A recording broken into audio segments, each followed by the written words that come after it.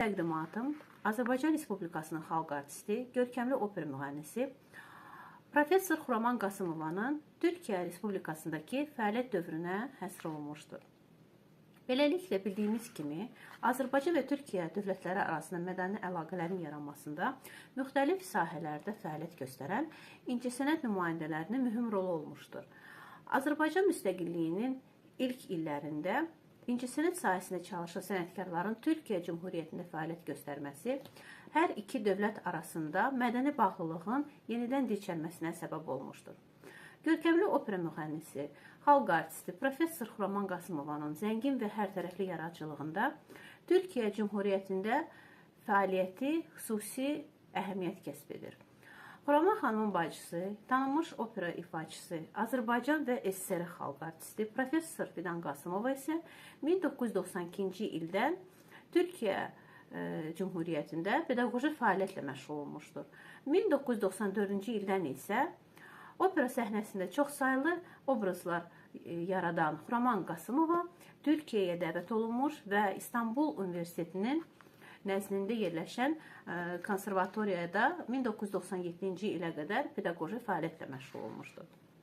Tədqiqatın məqsədi Xuraman xanımın Türkiyədə pedaqoji və ifaçılıq fəaliyyəti gənc kadrların hazırlanmasındakı əhəmiyyətidir. Onun klassik ənənələrə əsaslanan professional akademik vokal təhsili alması, gözəl səsə malik olan türk gənclərini məhz bu ənənələrə əsaslanan ifalarının formalaşmasında mühüm rolu olmuşdur. Xuraman xanım müsahibə zamanı bildirir ki, onun dərs metodikası Türkiyədəki tədris olunan musiqi təhsilindən tamamilə fərqlənirdi. O, pedaqoji fəaliyyətində Avropa Vokal Məktəbi ənənələrinə əsaslanan tədris üsullarından istifadə etmişdir. Metodikasında səsin nəfəs üzərində qurulması, düzgün istifadə edilməsinə çox böyük diqqət yetirirdi. Xuraman xanımın türk vokal ifaçılarını formalaşdırmaq məqsədi ilə vokal məşğələləri hazırlayır və onların səslərinə düzgün çalışdırılmasına və inkişafına xüsusilə diqqət yetirirdi. Xuraman Qasımovanın vokal üzrə tədris proqramının professional tələblərə uyğun olaraq yenidən tərtib olunmasına nail olmuş və bu zaman tələbənin mərhələli şəkildə ifaçılıq bacarıqlarının formalaşdırması metoduna əsaslanmışdır. Gənc tələbələrin səslərinin hədsiz dərəcədə mürəkkəb proqramla yüklənməsinin onların səs tellərinə mənfi təsir etdiyini müşahidə etmiş və bunun gələcəkdə ciddi fəsadlara səbəb olacağını bildirmişdir.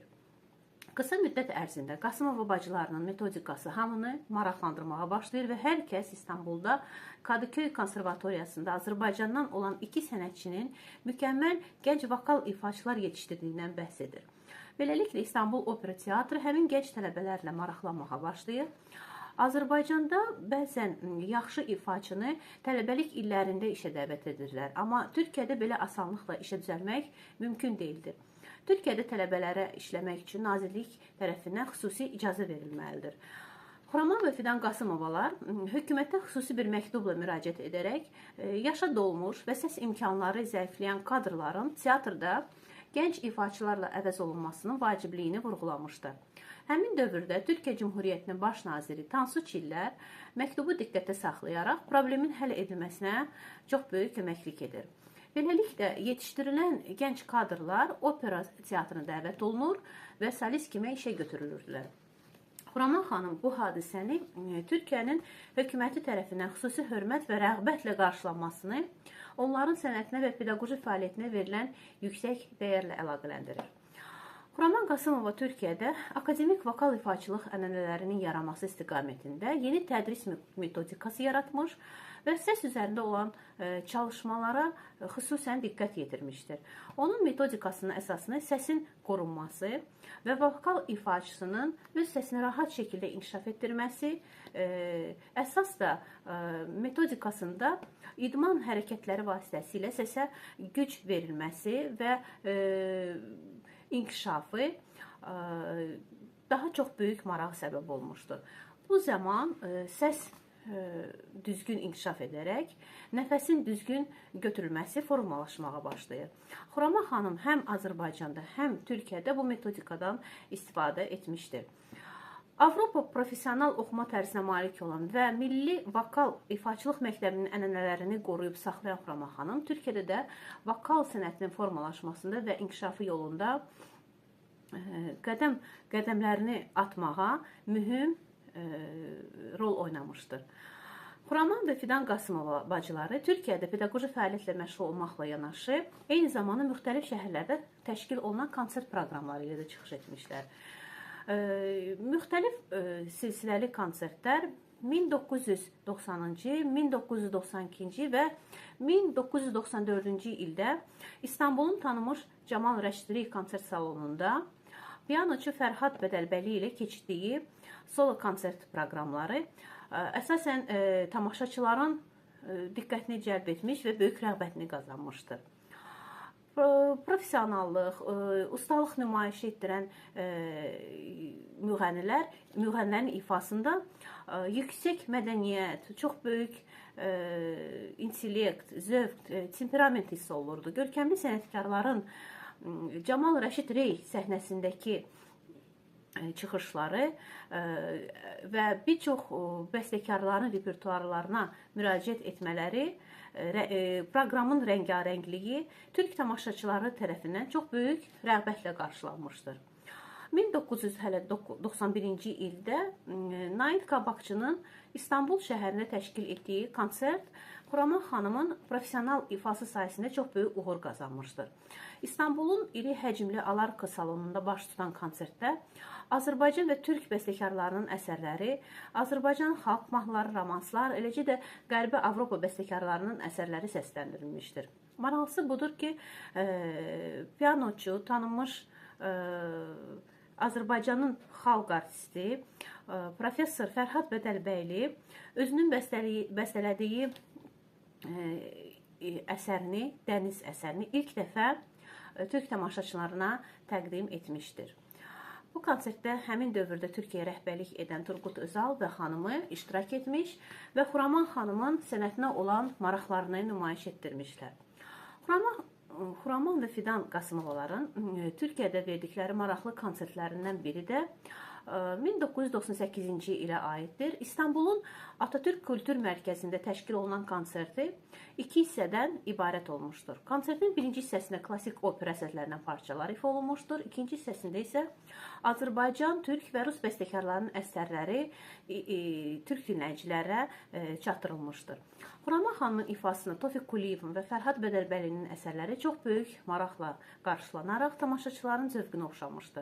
Konsertin birinci hissəsində görkəmli ifaçıları tanınmış pianoçu Elizabeth Di Stefano, ikinci hissəsində isə Azərbaycan pianoçusu, məşhur pianoçu Murad Adıgözəlzadə müşayiət etmişdir.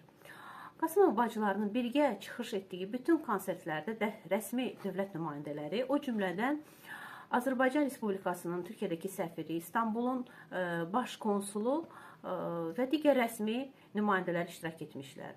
1998-ci ildə baş tutan konsert İstek Vakfının başqanı Bədrəddin Dalanın köməyi ilə təşkil olunmuşdur. Ümumiyyətlə, Xuraman Qasımovanın Türkiyədəki səfərləri davamlı olmuşdur. Xüsusilə Azərbaycanın müstəqillik əldə etdikdən sonra iki dövlət, Türkiyə və Azərbaycan arasında olan dostluq münasibətlərinin yaranması və formalaşması bu görkəmli sənətkarın da fəaliyyətinə öz təsirini göstərmişdir. İstanbul və Viyana universitetlərinin musiqi estetikası üzrə professor İsmail Qunali öz təəssüratlarını bölüşərək bildirmişdir. Xuraman xanımın sənəti ilə tanış olmaq mənə böyük zövq verdi. O, ən gözəl təriflərə layiq bir sənətkardır. Maraqlı konsert proqramlarından digəri 2003-cü və 2006-cı il tarixlərində Ankaranın Bilkənt konsert salonunda Bilkənt Simfonik Orkestrinin müşayiəti ilə keçirilmişdir. Həmin konsertdə Fidan və Xuraman Qasımov bacıları Azərbaycan və Qərb bəstəkarlarının əsərlərindən ibarət geniş proqramla çıxış etmişlər. Qeyd edək ki, tanınmış viola ifaçısı professor Sərvər Qaniyev uzun illər boyu Türkiyədə çalışmış və Bilkənt Simfonik Orkestrində fəaliyyət göstərmişdir. Qasımov bacılarının Bilkənt konsert salonundakı keçirdikləri bu konsertdə məhz orkestrə Sərvər Qaniyev dirijorluq etmişdir. Bilkənt Simfonik Orkestrində çalışanların əksər hissəsi Azərbaycandan Türkiyəyə köçüb burada məskunlaşan və fəaliyyət göstərən musiqiçilərdən ibarət idi. Bu simfonik orkestrin hər biri konserti uğurla keçərək tələbkar türk dinləyiciləri tərəfindən məmnunluqla qarşılanırdı. Qısa zaman ərzində orkestr yalnız Türkiyədə deyil, eləcə də bir çox Avropa ölkələrində müvəffəqiyyətlə çıxış etmiş və musiqiçilərin böyük rəğbətini qazanmışdı. Ümumiyyətlə, Xuraman Qasımovanın həm Fidan Qasımovanın istedadı, ifaçılıq sənəti Türkiyədə həmişə sevilmişdir və hər iki ifaçının Türkiyə Respublikasında çox saylı pərəstişkarları vardır. Türkiyədə davamlı olaraq konsert fəaliyyəti ilə məşğul olmalarına baxmayaraq, onların hər bir çıxışı tamaşaçıların böyük marağı ilə qarşılaşmışdır.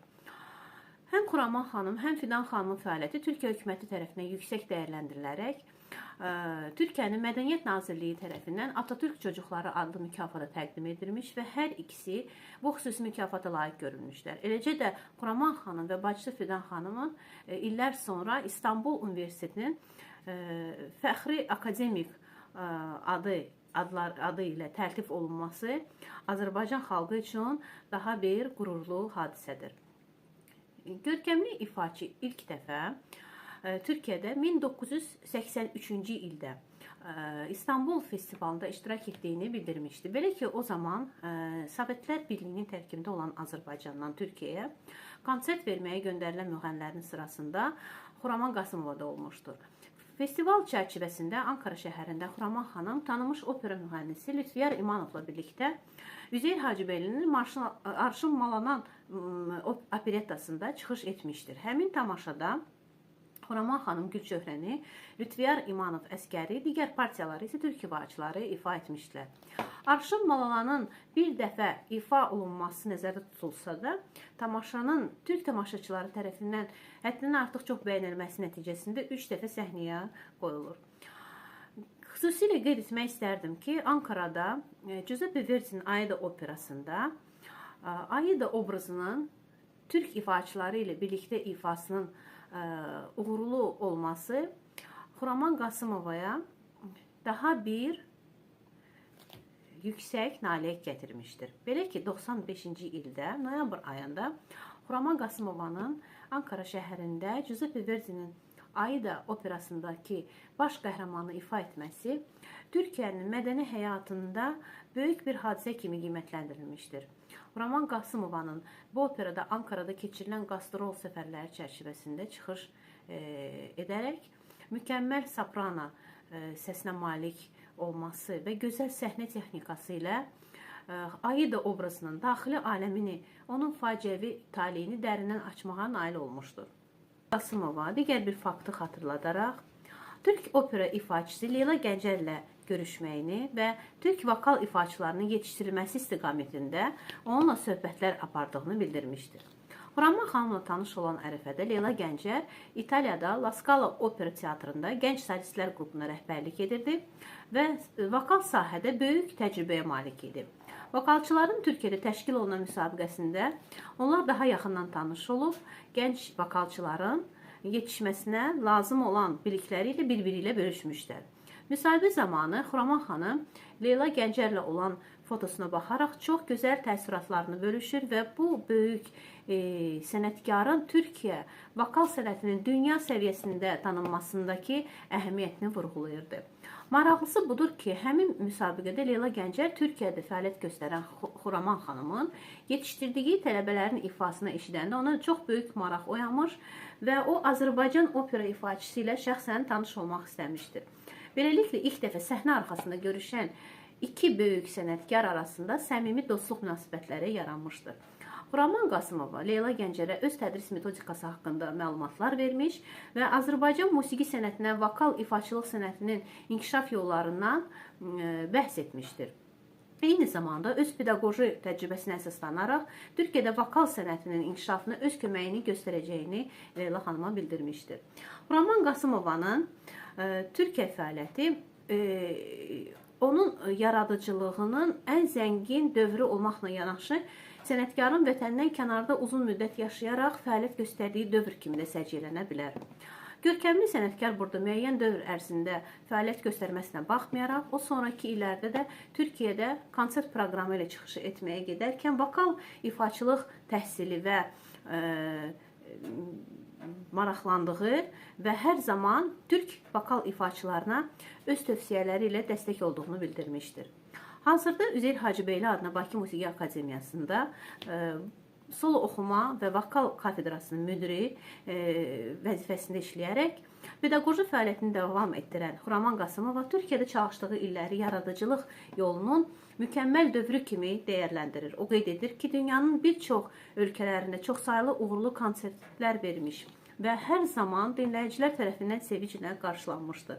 Hər dəfə də xarici dövlətlərdə uğurlu çıxışlardan sonra ona burada qalıb pedaqoji fəaliyyəti davam etdirməyi təkidlə xahiş etsələr də, Xuraman xanım yalnız Türkiyədə pedaqoji fəaliyyət göstərməyə həvəslə razı olmuşdur. Bunun isə əsas səbəbini Xuraman xanımın Türkiyəyə olan dərin sevgisi ilə izah etmək olar. Görkəmli sənətkar Türkiyədə klassik ənənələrə əsaslanan professional təhsilin formalaşmasına təsir göstərdiyini vurğulayaraq, orada keçirdiyi illəri və pedaqoji fəaliyyətini hər zaman xoş təəssüratlarla xatırlayır.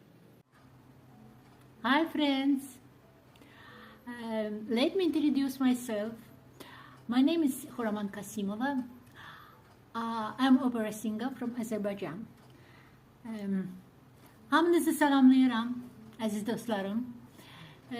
Mən opera müğənnisi Xuraman Qasımova buradan Azərbaycandan öz Türk həmkarlarımı salamlayıram ilk öncə. Çünki bu xüsusi çəkiliş mənim oradakı arkadaşlarım içindir, tələbələrimiz içindir.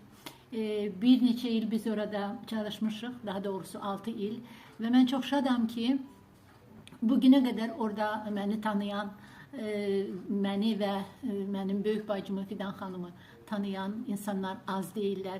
Bugünə qədər bizimlə məktublaşırlar. Hamınızı salamlayıram, əziz dostlarımız, əziz öğrencilərimiz və yeni ildə sizə çoxlu uğurlar, nailiyyətlər arzu edirik. Hoşça kalın.